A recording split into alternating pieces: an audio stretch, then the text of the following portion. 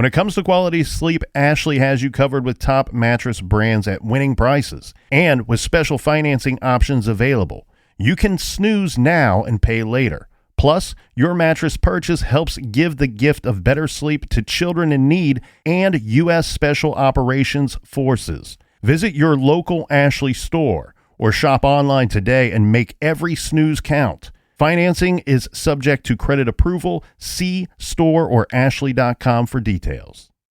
Rosetta Stone is the language learning program with a lasting impact. I've been using their app to learn French, and it's not just about memorizing words, but actually having real conversations. And it's not just French. They offer 25 languages. Right now, Rosetta Stone has an awesome holiday deal, 50% off their lifetime membership. Every language, unlimited access forever. For anyone keen on diving deep into a new language, check out rosettastone.com. It's a game changer.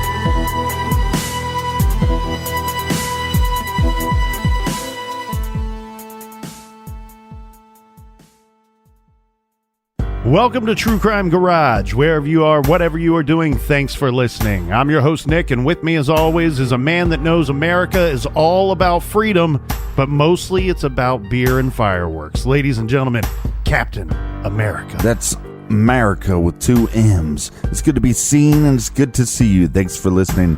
Thanks for telling a friend. All right, Captain, today we are drinking Red, White, and Blue IPA by one of my favorite breweries. That is Cigar City Brewing down in Florida. Garage grade 4 out of 5 bottle caps.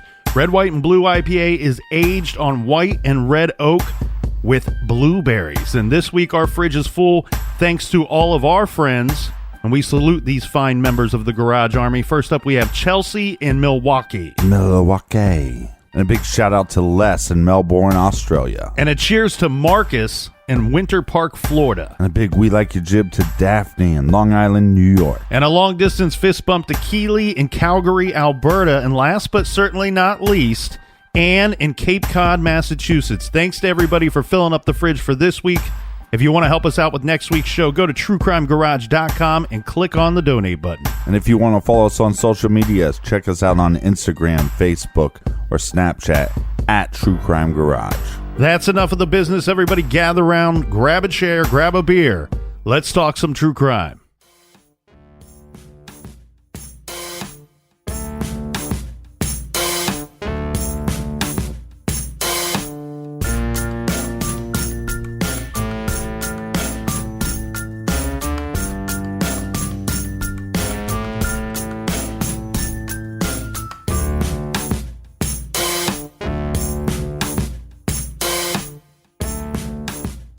Well, Captain, this is a story that took place last year and one that I've been pretty upset about because it has made no progress in the year that has passed. So this information, Captain, is from Fox 16 News and the Melbourne Daily Journal. This is about the Hot Spring County, Arkansas Sheriff's Office. They say the Sheriff's Office is mourning the loss of one of its own, a nearly 4-year-old canine deputy named Luky.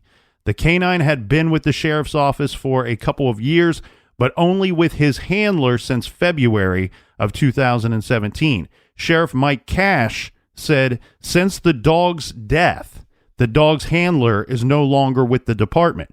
Sheriff Cash said it has nothing to do with Lucky's death, but won't say whether the deputy quit or whether the deputy was fired.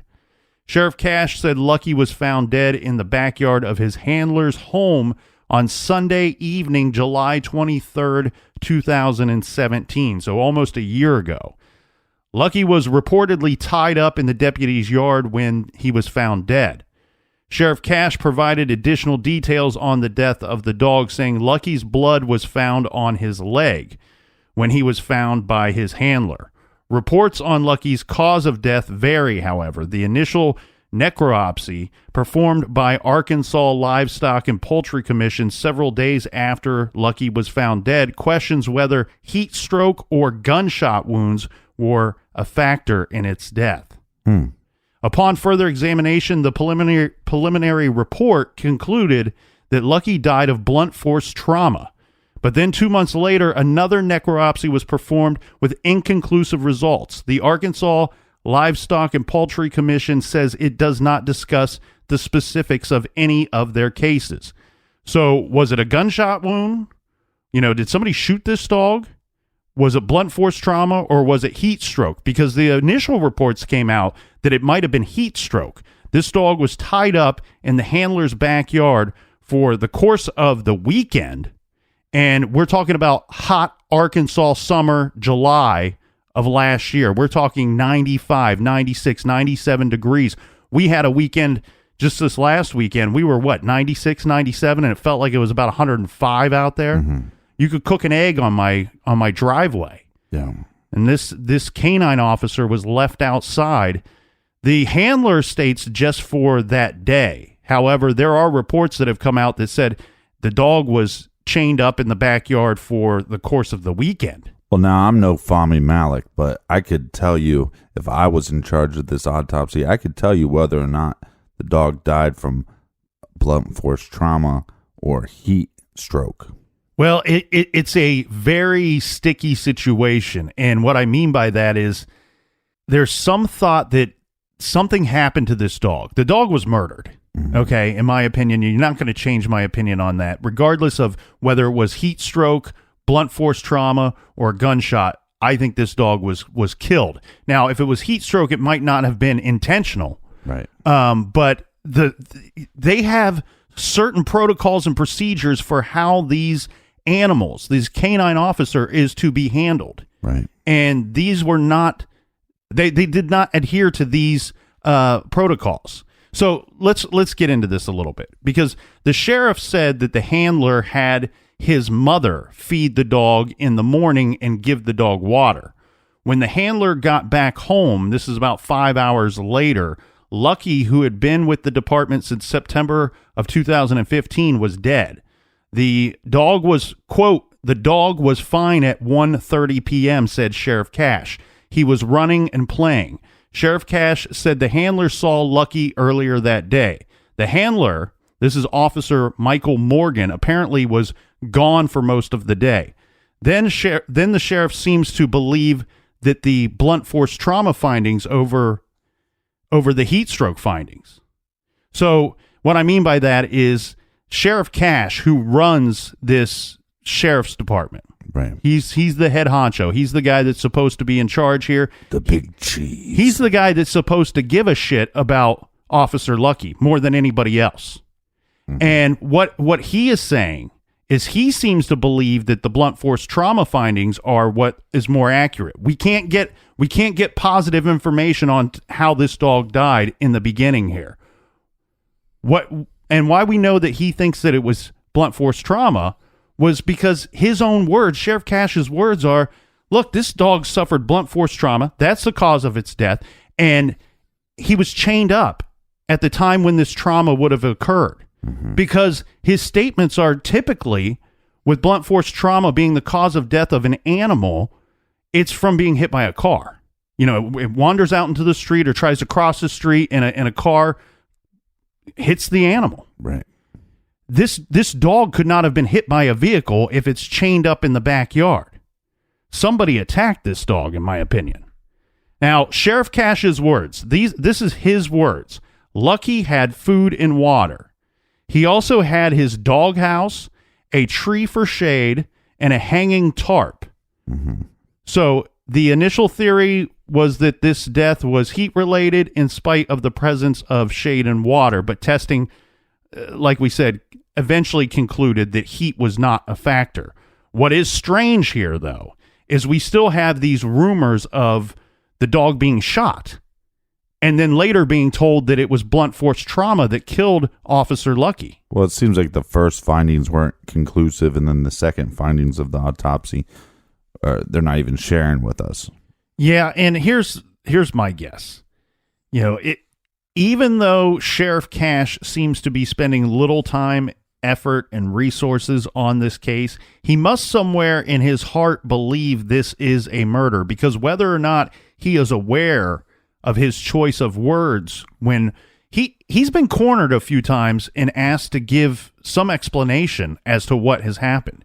And he sits down very calm at his desk and he answers the questions, and he shies away from some questions. But he's using words like suspects and alibi, saying Luky's handler, Michael Morgan, has an alibi, as he was reportedly with people when they believe this trauma occurred, stating that Michael Morgan has receipts for purchases from about the time to verify his whereabouts. And here we go where Cash says, quote, there are no suspects, and the sheriff's office is still trying to find out who all is involved, going as far to ask anyone with information to call the Hot Spring County Sheriff's Office at 501-337-7738. Yeah, I think if you got information, I would call somebody else, because I've been following this thing, and Sheriff Cash does not seem overly concerned with solving this crime, this murder. This is the murder of an officer, of a fellow officer in his department under Sheriff Cash's watch. And from my perspective, Sheriff Cash carries himself like he's got far too more important items on his to-do list to spend the time and effort to get justice for one of his officers, for Canine Officer Luky, who served the Hot Spring County Sheriff's Office and that community. And really, the thing that I think that Sheriff Cash fails to understand here is that, look, man, you are an elected official. All right. Now, I'm sure he understands that. Well, I'm sure he understands that. But he doesn't understand this next part. He has an opportunity to be a good leader, and that he is not. He has an opportunity to show his officers that, look, under my watch, you will be protected. This department will have your back. And guess what? This canine officer, Luky, is killed. And he doesn't seem to be spending any time to get justice for that life, for the community. And here's the thing. The only difference between Officer Luky and the other officers on the sheriff's department was the fur. No. All those other officers, the men and women that are serving, they signed up to be a sheriff. They signed up to be a deputy. Officer Luky was asked. He was asked to be an officer. Right, but he's not really asked as much. It's like, we're just going to make you an officer, right? How can you really ask a dog to be an officer? Well, they do. They do. When an animal is taken to be an officer, these dogs are sent through some hardcore training, and some of the dogs do not pass the training. So in a way, you're almost asking the dog to serve, because Officer Luky was smart enough and worked hard enough to learn the training, to pass the school to become an officer. All right, so the handler of Luky has an alibi. Right. And we think that is good enough. Again, we don't know if this is blunt force trauma. We don't know if there's a gunshot. We don't know. Well, I'm guessing there is no gunshot. I'm guessing that it is blunt force trauma. And I think if it was a gunshot, we probably would have heard about that, or at least had some eyewitness of hearing a gunshot in that area around that time. Yeah. And like you said, is that good enough? It sounds like it's good enough for Sheriff Cash. I don't think it's good enough for the community, because, like I said, he's been cornered and questioned about this ever since August of. He kind of came under fire for this around August of last year. You know, it took place late July, but it was, I think, September, end of August, where there started to be some questions about this autopsy that had taken place and the actual cause of death for this canine officer. Now, go ahead. Well, I was just going to say, let's be clear. One of the reasons why this is important is if a canine unit came into your house, let's say you're a drug dealer, let's say you're, selling the nose candy to the local neighborhood kids, and here comes K9 Lucky into your house, and you shot him, and you killed him. You're going to go away for a lot longer than if you just even killed a person that walked into your house. This is an officer of the law. So let's just be clear about that. Well, and here's the thing. I believe, with any officer, we should hold them in higher regard as to the way they treat others. But we also should hold them in high regard to how they are treated when they are working and on duty, off duty. I don't care. If something happens to an officer of the law, I want to know why, who and why, and can we prosecute this person? Now, Tony Smith, he's the owner of the Little Rock Canine Academy. He's the one that brought Lucky from overseas as a puppy and trained him to be a narcotics detection, tracking, and protection dog. Mm-hmm. So Lucky had many jobs, let's say. And Tony Smith, quote, says, "It's always sad to hear of a law enforcement dog passing away in a premature death, but this is disheartening, because he says that a good handler class will teach the handler how to secure the dog properly at home, and some of these measures including getting a dog boarded at a veterinarian office." So let's go through this, okay? Kind of back to the beginning. Sheriff Mike Cash took office January 1st, 2017, okay? At that time, most of the deputies, the active deputies of that sheriff's department, were either fired or they quit when Mike Cash took over. Okay. At the time, they had 2 certified canine handlers. Both of these officers left the sheriff's department. Mm-hmm. Well, that sounds pretty fishy. When the handlers left, what happened was we still have 2 canine officers, active canine officers. We have Lucky and we have Panto. Okay.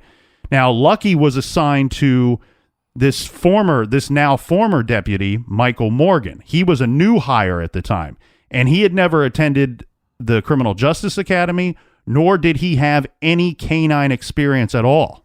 Mm-hmm. So to be assigned a trained canine officer to a handler with no training, in my opinion, this is dangerous. It's irresponsible. Right. It's not a healthy situation for the community, for the handler, or the dog, or the canine officer. Now, former Deputy Michael Morgan, he kept Lucky on a chain in his backyard. With him having no training or no experience himself, they're supposed to work with these dogs a certain number of hours a week, just on like training exercises. Right. And was he doing any of that? I doubt it.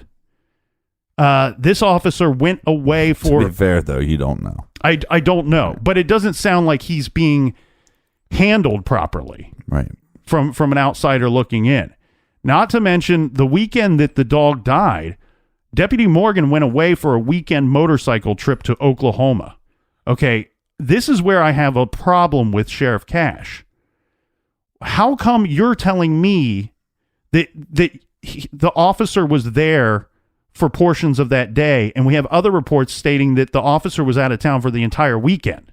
Mm-hmm. Which one is it? And can you just come out and be clear about it? Right. So he leaves the dog chained up in his backyard with his mother, supposedly to tend to the dog. Now, we have Sheriff Cash's words saying that there was water and food in the dog's bowls when Lucky was found dead. Who found the dog? It sounds to me like the handler found the dog. Like he returned from his trip and then the dog is dead. And here's the problem, though. There's, other than Sheriff Cash, right, all the other reports state that there was no water in the dog's bowl. There was no food in the dog's bowl, which may not mean anything.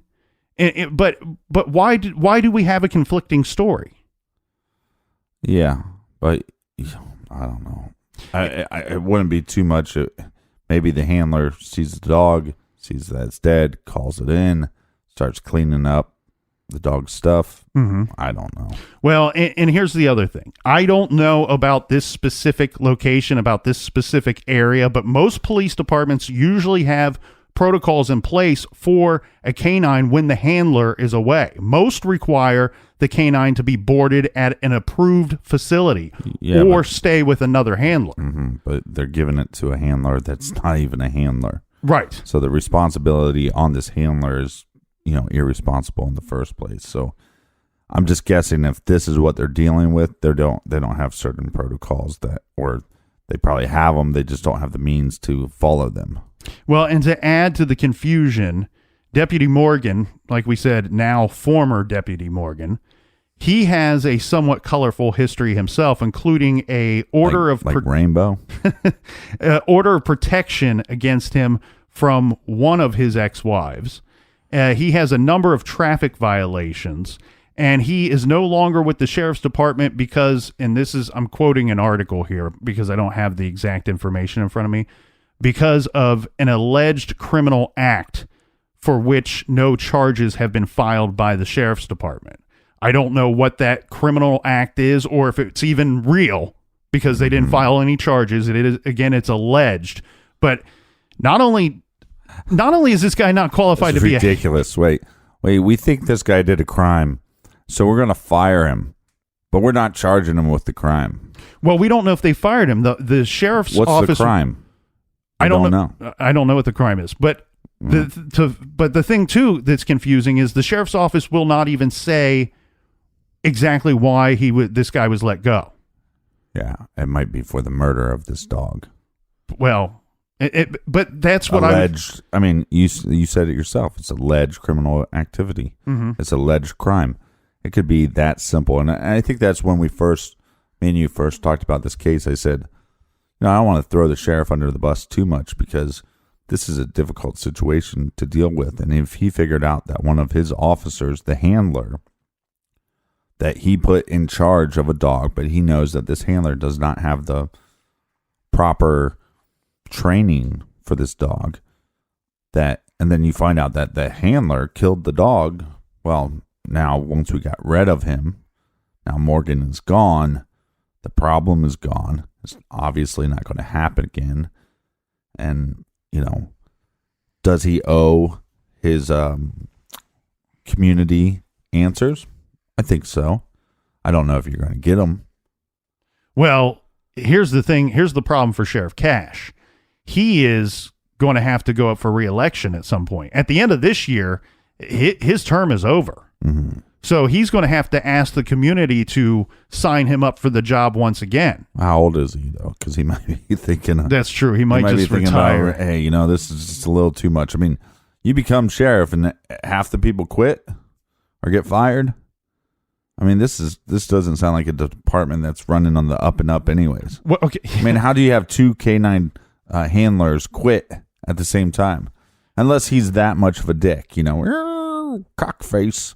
Well, it sounds to me, and I didn't know this, it sounds to me that when there's a new sheriff in town, when there's the new sheriff. The new sheriff in town. That the deputies under the old regime can either stay on or move to a different, sheriff's office or relocate or whatever, that they can stay on, or the sheriff can determine who they keep on. It's almost like a football coach in the NFL. When right. new guy shows up, some of the old guys are gone all of a sudden.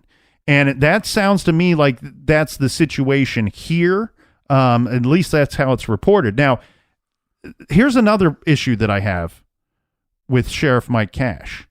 When he's cornered, when he's asked the tough questions about Officer Luky, he then goes on to complain that, my office has been flooded with calls for almost a year about this situation. Right. And he states that he believes that it's just these crazy animal lovers, or he's stating that a lot of the heat is coming from people who support his opponent. This is Woody Perry is going to be his opponent. Which look, he's sitting down in front of a camera. He has the opportunity to educate the community about what has happened, to show the community that his department will stop at nothing to protect its officers. Instead, he uses the time to complain about his his opponent in the upcoming election. And then the other thing, this is another thing that KATV has been all over this, and I commend them. I pat them on the backs, but on the buttocks. Well, listen to this, Captain, because this is super weird. You're super and I say, I'm going to say, so how did the canine officer die? That is a good question. We've been over it a little bit, but this is one thing that we've not covered yet.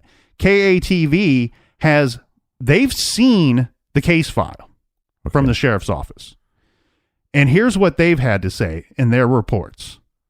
That they had come across body cam audio, not the actual video, just the audio from a body camera on one of the officers. And it captures Hot Spring County investigators talking to Officer Morgan, the handler, at his home upon learning of the dog's death. On the recording, an investigator can be heard saying to Morgan, quote, "If we don't ask, what is everyone going to say? You're a policeman. We are trying to find out what happened, and that's all." This show is sponsored by BetterHelp. Do you look forward to the holidays? Maybe you struggle with seasonal blues.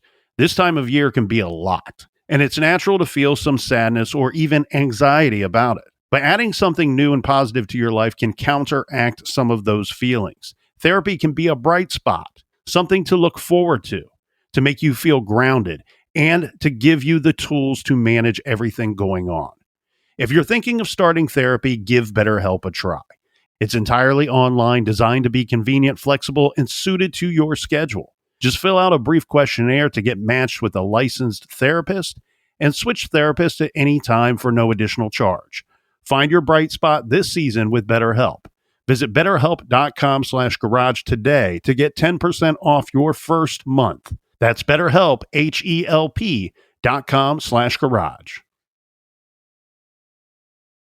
Rosetta Stone is the language learning program with a lasting impact. I've been using their app to learn French, and it's not just about memorizing words, but actually having real conversations. And it's not just French. They offer 25 languages. Right now, Rosetta Stone has an awesome holiday deal, 50% off their lifetime membership. Every language, unlimited access forever. For anyone keen on diving deep into a new language, check out rosettastone.com. It's a game changer. At Consumer Cellular, you get the same exact coverage as the largest carriers, but for up to half the cost. Same thing, up to half the cost. Up to half the cost for the same thing. 50% the money for 100% the same thing. I hope I'm making myself clear. Consumer Cellular. When freedom calls, we're here to answer. Call us at 1-888-FREEDOM. Half the cost savings based on cost of Consumer Cellular single-line 5GB data plan with unlimited talk and text compared to lowest cost single-line postpaid unlimited talk, text, and data plan offered by T-Mobile and Verizon May 2023. Seems like Officer Morgan was a little dodgy about being asked tough questions about what could have happened to the dog. And according to the case file, investigators at the scene noted that Morgan left for the entire weekend. This is from the case file, according to KATV. Left for the weekend and left Luky in the care of someone else. Records state that Luky was left leashed and tethered in the yard. The case file also notes his food and water bowls both appeared to have been empty and empty for some time. Right. Investigators also observed a significant amount of blood on Luky's body, along with a small hole behind his left ear. On the body cam audio, an investigator can be heard saying to Morgan, quote, "I'm going to tell you, and you don't tell anyone this part, but Luky was shot. Michael, we aren't treating you like a suspect, but the dog was shot, and we need to know who done it," end quote. Right. So is this information that they can prove? I mean, they're saying that they're seeing this from a camera. Is this camera information out there to the public, or is this just what they're reporting? They're reporting. That's what they've reported, and they've reported that they've heard the audio that was on that body cam, right? And that's what the audio says. Now, we're only hearing pieces of that. We're only getting told pieces of that. It'd be interesting to hear the entire thing, because if we're to believe what KATV is saying, then it sounds like not only did Officer Morgan, he may have killed the dog. He may have murdered the dog. Or two, that the investigator that showed up that was asking Morgan questions was kind of maybe on Morgan's side a little bit. And it sounds like he's asking him tough questions, but he's also saying, "Hey, look, we're not saying you're a suspect. I'm going to tell you this. You can't tell. Don't tell anyone. But this dog was shot." Yeah. And well, they could have been friends. You don't know. Well, so, I mean, I think the tough thing here is if he did kill the dog, if the handler killed the dog, now the handler's gone. He doesn't work there anymore. I don't know what the punishment would have been with Lucky not being on duty, but being off duty. I don't know what the punishment would be, and that's why I wonder if Sheriff is just thinking, this guy's gone. He's not going to be a problem for me anymore. And maybe legally he can't come out. You just can't. Maybe they don't have definitive proof that he killed the dog, but that's what they suspect. But he's gone anyways. But I can't then just go, hey, by the way, the dog was killed. Oh, really? Then who was he killed by? I can't throw this guy under. I can't say the guy's name. And then people would give him shit for not saying the guy's name. And then if he did say the guy's name and they don't have any proof, guess what? There's a lawsuit. So I think they know what happened. And I think their hands are tied probably on why they can't release this information. Well, another guy weighed in on this, giving his opinion, and this is Academy trainer Jim McEwen. And he says he trained Lucky to become a canine officer. He contacted KATV to say that the dog's death, in his opinion, was suspicious, and saying, quote, "This department was handling this case instead of having an outside agency come and investigate the way that it should have been done." And he goes on to say, quote, "If they had done that, there wouldn't be an issue right now." Right. And I think he's exactly right. And I don't know standard procedure down there, but I would believe that you would want an outside agency to come in and look at this case, because a couple of things could happen here. If there was wrongdoing by anybody inside your department, they could easily cover anything up. Now, if you have an outside agency look at this, then everybody after the fact can stand back and go, look, we understand why no charges were pressed. We understand that somebody came in and looked at this without bias. Came in there and looked at this without bias and made a ruling, made a decision, and decided that no charges could be pressed in this situation, rather than handling it by yourself. Right. Letting the department take a look at it yourself. Now, KATV, so, okay, according to the case file, this is more strange business. According to the case file, an investigator took photos at the scene where Lucky died. Now, KATV requested those photos, but Sheriff Cash said in a letter and in an interview as well that the photos did not exist, stating, quote, "I haven't got the pictures and they're not in the file back there. I don't know if the investigator took them with his phone or what," meaning his personal cell phone. Right. He states the investigator no longer works here. Right, but I don't think, again, that to me that doesn't make the department look shady or make the sheriff look shady. This is what happened. And we had an investigation, and I'm sure, if this was a murder scene, which it should have just been treated like one. Right. Right, but it seems like this department was like, well, it's a dog, so we're going to just investigate it differently. Yeah, and I think that's what I'm having an issue with, and I think that's what so many other people have a big problem with, is exactly that, what you just described. It's if Sheriff Cash treated Officer Lucky like an officer, this would have been handled much differently, and instead, his look is, well, it's just a dog. It's just a dog. That's what he's putting out there. He's not stating that, but that's what I kind of see the effort being made here. Yeah, but he's the one that he could have just from the beginning just said, hey, dog died from heat exhaustion. This was an accident. We're really sorry, blah, blah, blah. And hey, by the way, the handler's gone, so we don't have to deal with that anymore, right? Mm-hmm. He could have done that, and that would have been treated as like, it's just a dog. But he did come out and say, hey, look, I think there's something more to this. It wasn't just heat exhaustion. He's then the one that says, not only do I not think it's heat exhaustion, but there was water and there was food. He was the one that said that. Right. Again, pointing away from the heat exhaustion. I think it, like I said before, it's as simple to me as here's a guy that his hands are tied and he knows probably more than he wants to know, and now he can't share that with the public. Well, if the canine trainer that we quoted earlier, if he is correct in his statement stating that an outside agency should have been brought in, if that's normal procedure, if he's correct in that statement, then I think there is wrongdoing here. Yeah, but what's the relationship between the sheriff and then the police officer, the handler? I don't know. Were they friends? Don't know. And is that enough of a reason that the person would say, okay, yes, this guy's maybe a little violent, maybe a bit of an alcoholic, or I don't know. I'm just speculating.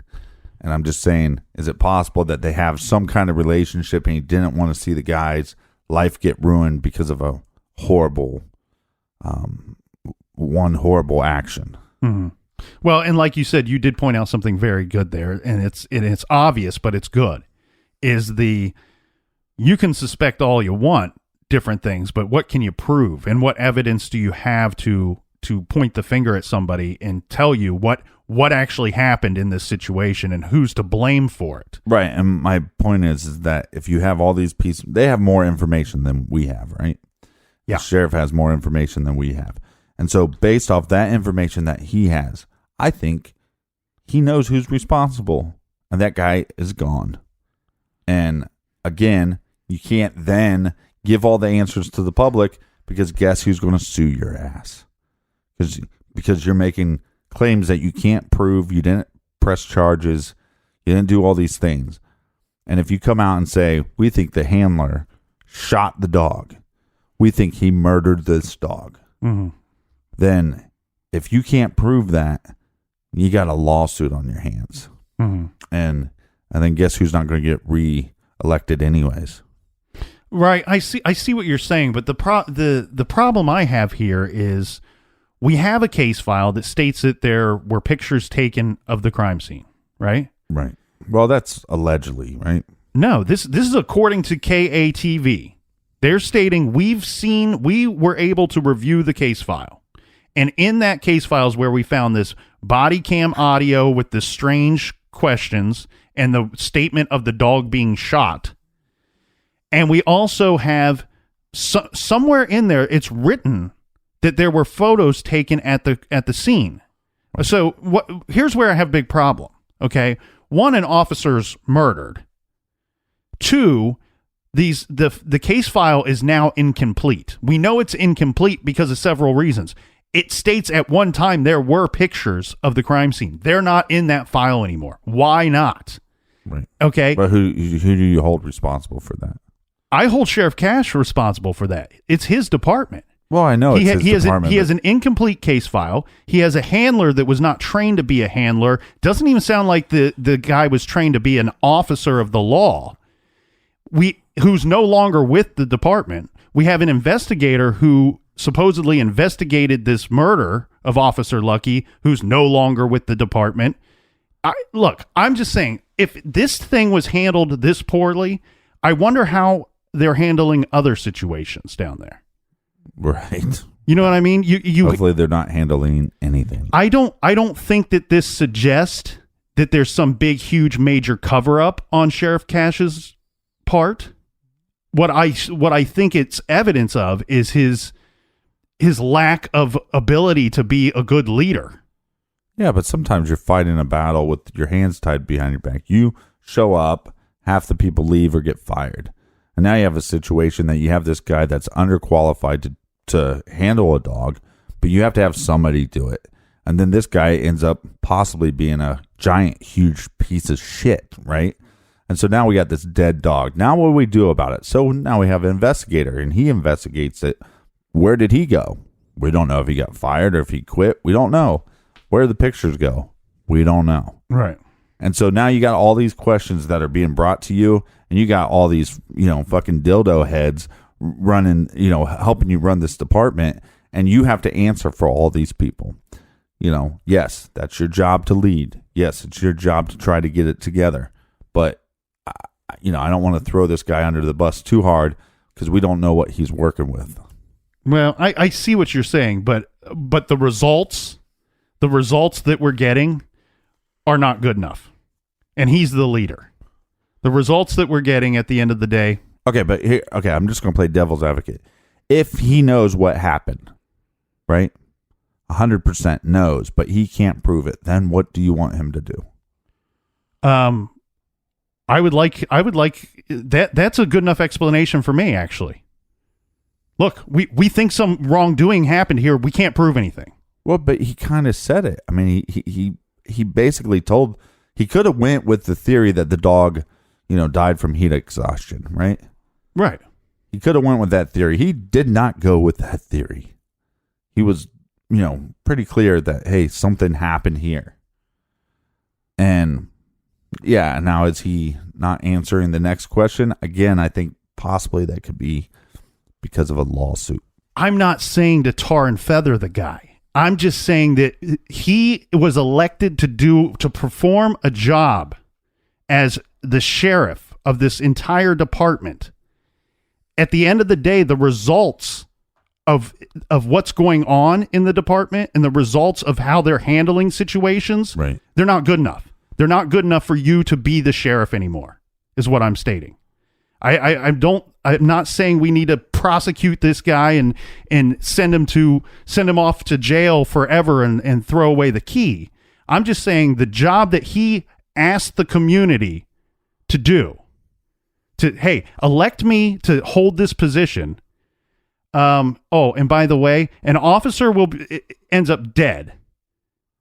And regardless of what happened, we have an incomplete case file. We have 2 officers that are no longer with the department.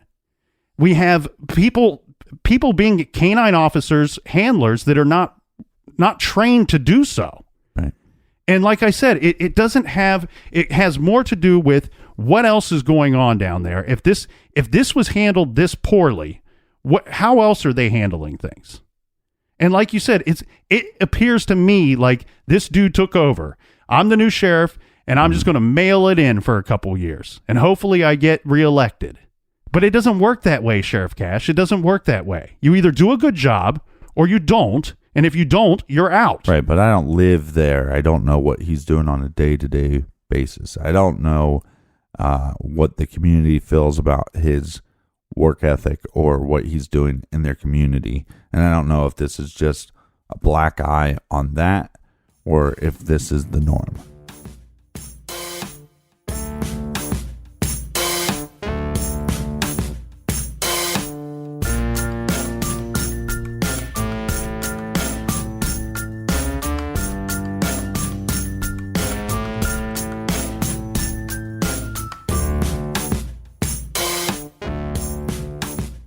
Well, Captain, I appreciate you sitting down with me and discussing the case of Officer Luky. I hope that they find justice for Officer Luky at some point, and maybe by us getting together today keeps this case alive, keeps the story alive, and we can finally get answers that the community deserves. Officer Luky deserved a officer's send-off, an officer's funeral, which I reviewed that, and it was lackluster. He didn't receive the proper send-off, in my opinion. So if you live in that area, get involved, call somebody, keep this case alive. We wanted to present this because technically we were supposed to be off this week, Captain. Right. It's a beautiful holiday week. Hey, wait, was I supposed to be recording? Happy 4th of July to everybody. I hope everybody has a safe and happy 4th of July. But we wanted to make sure that we brought this case up and kept it alive. Now, I think we should leave on a happy note today and point out just how important these canine officers such as Officer Luky are. And this is from Hancock County in Mississippi. So a Hancock County, Mississippi Sheriff's deputy, this is Todd Frazier, is alive today because of his canine partner, who was free to save his life as 3 men were about to murder him. The deputy spots, this is how the story goes down. The deputy spots a lone male sitting behind the wheel in a parked car near a rest stop. As he investigates the situation, 2 men approach and begin to talk to him. As the men distract Deputy Frazier, the driver of the car gets out and the 3 men then ambush the deputy. They tell Frazier that he is going to die, that they are going to slit his throat.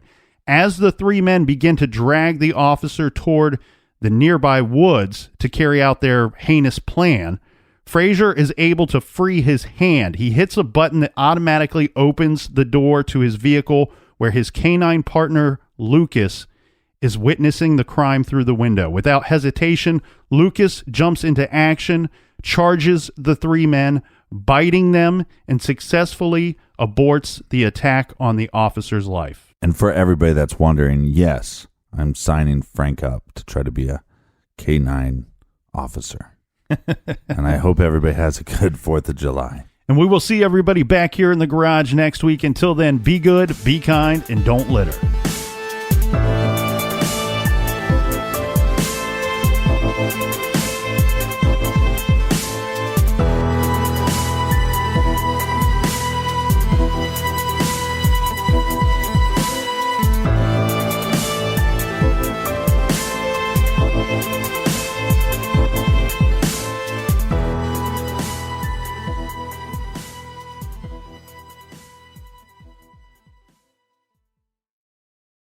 You can live out your MasterChef dreams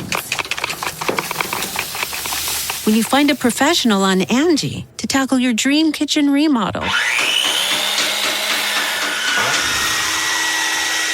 Connect with skilled professionals to get all your home projects done well.